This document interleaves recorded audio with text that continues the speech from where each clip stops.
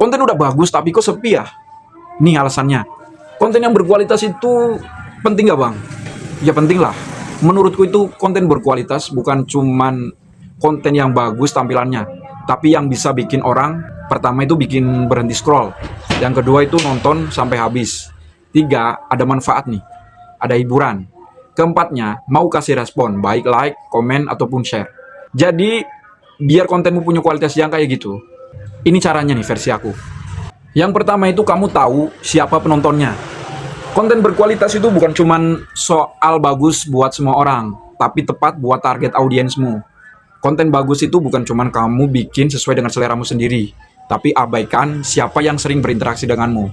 Contoh nih, buat ibu rumah tangga sama dengan pakai gaya curhat. Itu lebih relate ya. Buat pemula Facebook, bahas konten-konten edukasi yang ringan, lucu, dan gak kayak ngguruin lah. Kalau kamu tahu siapa yang nonton, kamu tahu gimana cara nyapa mereka. Poin yang kedua, kamu bisa buka dengan hook yang kuat. Ya, 3 detik pertama itu emas. 3 detik pertama itu penentu nasib dari video. Kamu bisa contoh hook ini nih. Konten udah bagus tapi kok sepi ya? Nih alasannya. Atau kalau kamu bikin kontennya seputar ibu rumah tangga atau tentang emak-emak, kamu bisa nih bikin hook begini.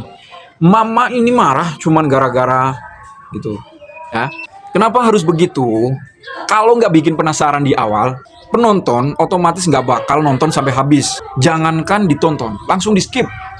Nomor 3, biar berkualitas itu isi yang jelas, padat, dan emosional. Konten yang bagus itu selalu di dalamnya ada alur, ada emosi, ada juga kasih nilai tambah.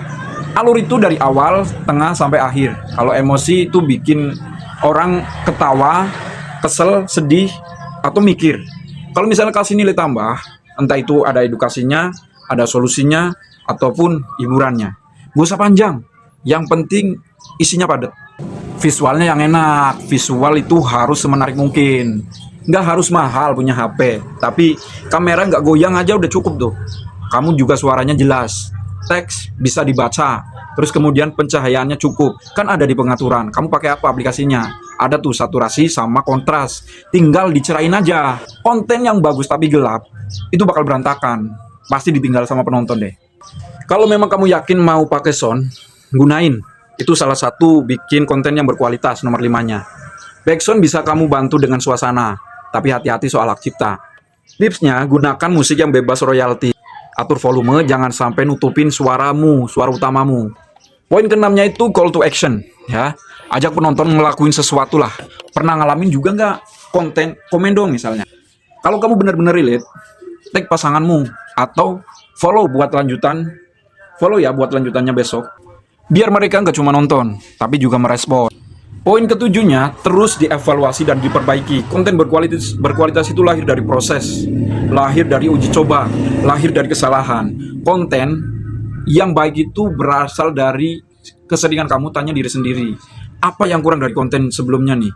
Gimana respon audiensmu? Dan bisa nggak kamu persingkat, dilucu-lucuin, atau dibuat lebih rapi? Jadi intinya, konten berkualitas itu konten yang niat, relate, dan bermanfaat, bukan yang harus viral atau mahal produksinya. Kalau kamu punya tema atau niche tertentu, kamu lanjutin sampai benar-benar kamu merasa aku sudah maksimal.